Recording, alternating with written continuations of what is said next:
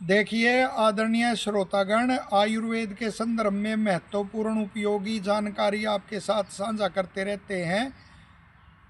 आयुर्वेद जो है वो वेद का उपवेद है और वेद ज्ञान को फैलाना अपने आप में बड़ा एक पुण्य का कार्य है, क्योंकि वेद ईश्वरीय ज्ञान है और आयुर्वेद वेद का उपवेद होने से उसका भी वो महत्व इसी रूप में है।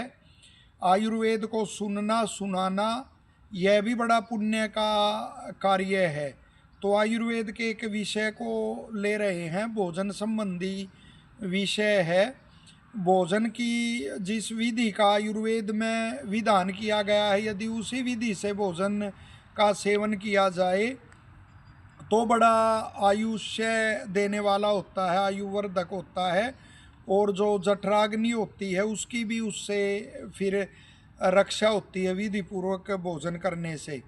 तो वो भोजन की विधि बड़ी व्यापक है, उसके एक अंश को यहाँ लेते हैं, उस पर प्रकाश डालने का प्रयास करते हैं। देखिए, भोजन सदैव स्नान के बाद करना चाहिए, न कि भोजन करके स्नान करना चाहिए।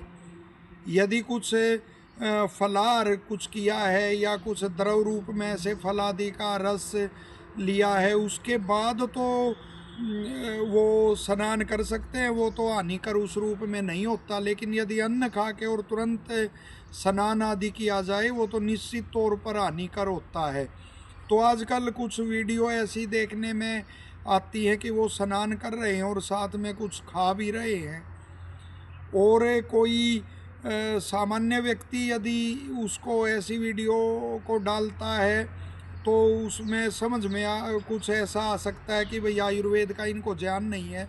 लेकिन आयुर्वेद को जानने वाले ही ऐसी वो वीडियो यदि कोई वो डाल ले किसी विज्ञापन आदि के लिए, तो वो फिर एक अच्छा वो नहीं है संदेश जाता कि वो स्नान कर रहे हैं किसी स्विमिंग पूल आदि में है और वहाँ कुछ खा रहे हैं, तो बिल्कुल ठीक नहीं है।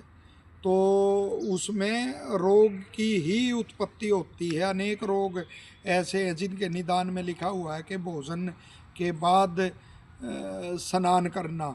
इसी तरह से हम संदेश देना चाहते हैं कि कुछ संदिग्ध पदार्थ आदि खा के व्यायाम करना तुरंत बाद, उससे भी फिर वो दोष ही प्रकोपित होते हैं। तो इससे उसमें अवश्य ही बचना चाहिए। साथ ही आपने अनेकों की वीडियो देखी होंगी और वो जो समाज के जिम्मेदार व्यक्ति हैं उनकी ऐसी वीडियो आ जाती कि वो भोजन पे बातचीत कि वो साक्षात्कार भी दे रहे हैं और भोजन कर रहे, उनका साक्षात्कार भी वो चल रहा है। तो आयुर्वेद का तो स्पष्ट सिद्धांत है कि भोजन करते हुए बोलना नहीं चाहिए। और जो वो है एक सद्वृत्त होता है, सज्जन व्यक्ति जिसका पालन करते हैं। तो जैसे अंग्रेज़ों के बारे में ये प्रचलन है कि वो इसको स्टैंडर्ड मानते हैं, इसको उच्च जीवन शैली मानते हैं कि चप चप करके भोजन नहीं करना। तो वो तो आयुर्वेद के सद्वृत्त में कभी से हमारा तो ये शाश्वत ज्ञान है कि उसमें आयुर्वेद में भी स्पष्ट आता है कि भोजन करते हुए चप चप की ध्वनि करके नहीं, आराम से भोजन करना चाहिए।